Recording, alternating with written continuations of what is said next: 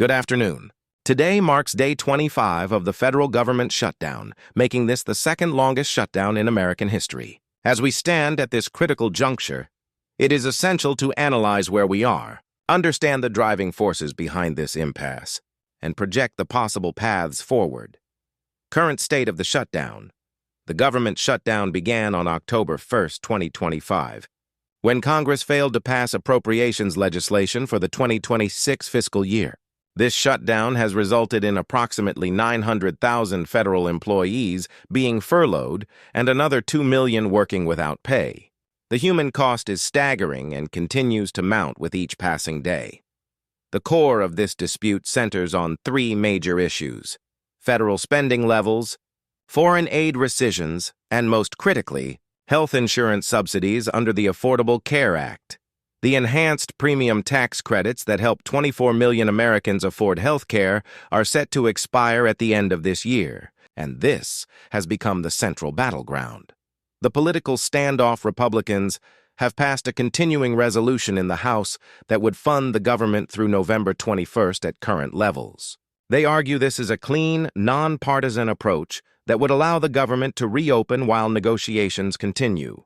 The Senate has voted down this measure 12 times, with Democrats remaining unified in their opposition. Democrats, conversely, insist that any funding bill must include an extension of the Affordable Care Act subsidies. They argue that families are already receiving notices of premium increases reaching as high as $25,000 in some cases. They view this as a healthcare crisis that cannot be separated from government funding. President Trump has refused to negotiate with Democratic leadership until the government reopens. Senate Minority Leader Chuck Schumer and House Minority Leader Hakeem Jeffries requested a meeting to negotiate, which was declined after consultation with Republican congressional leaders. This refusal to engage in direct negotiations has created a hardened stalemate. Immediate impacts. The consequences of this shutdown are cascading across American society. 25 states have announced that SNAP benefits will not be issued in November, affecting 42 million Americans who rely on this food assistance. The WIC program, serving 7 million women, infants, and children, has been paused entirely. Air traffic controllers are working without pay, leading to increased sickouts and staffing shortages at major air traffic control facilities. This raises serious safety concerns for air travel. The Pentagon has accepted a $130 million anonymous donation to help pay military service members, an unprecedented move that highlights the desperation of the situation. However, 2 million service members still face the prospect of missing paychecks. National parks have closed. NASA has furloughed over 15,000 employees.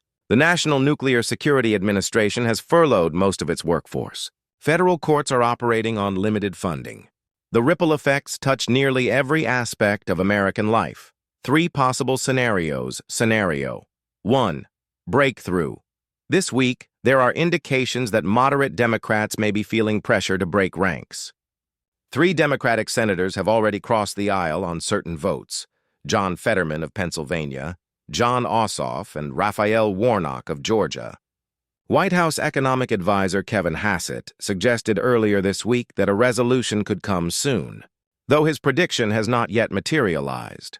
A breakthrough would likely involve a compromise where Democrats receive some assurance on health care subsidies, perhaps a commitment to vote on an extension after the government reopens, while Republicans get their clean continuing resolution passed.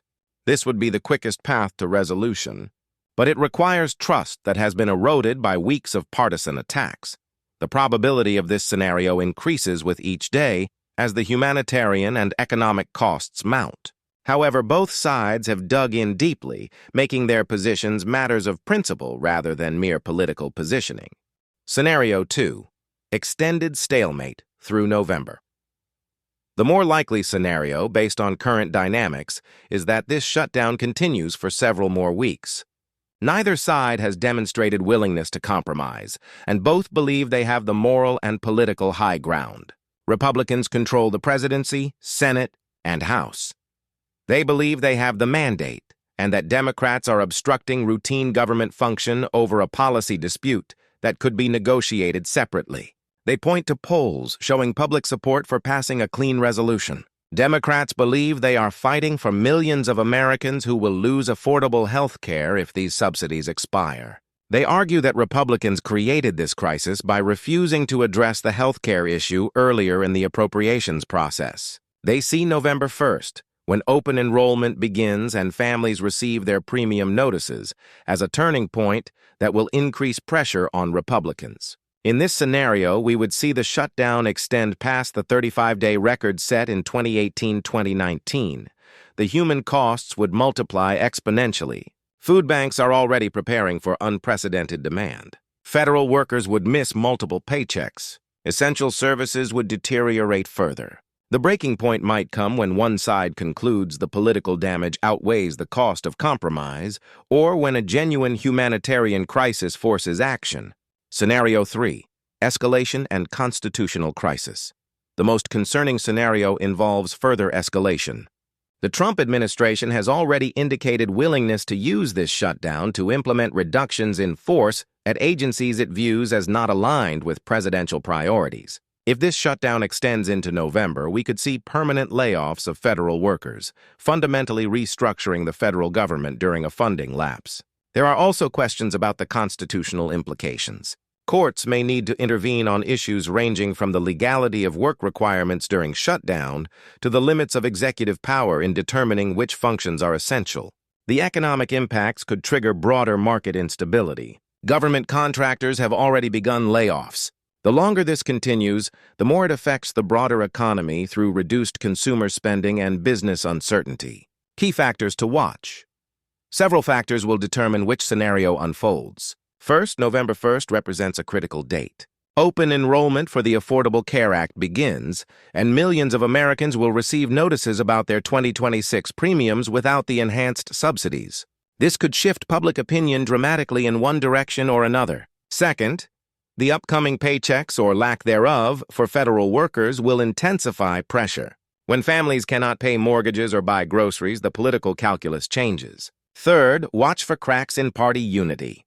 If moderate Democrats begin breaking ranks, or if House Republicans grow restless with Speaker Johnson's strategy of keeping them away from Washington, the dynamics could shift rapidly.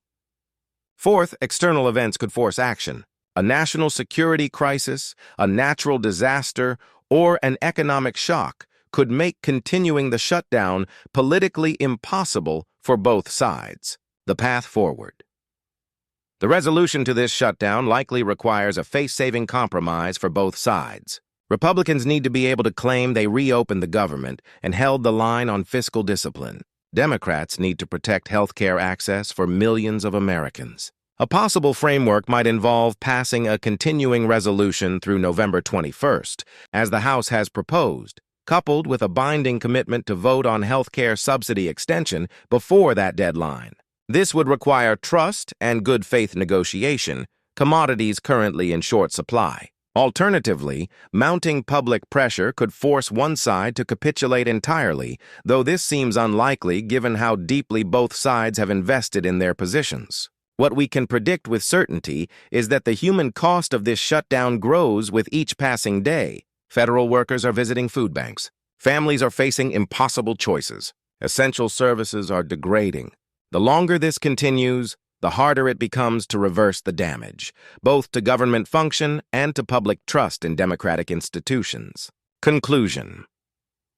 We stand at a moment where political calculation must give way to governance. The question is not whether this shutdown will end, but when and at what cost to the American people. History will judge our leaders not by whether they won the political battle, but by how they balanced principle with the practical needs of millions of Americans who depend on their government to function. The coming week will be decisive. We will either see leadership that rises above partisan division to find common ground, or we will witness an unprecedented governmental crisis that reshapes our understanding of how democracy functions in divided times. Thank you.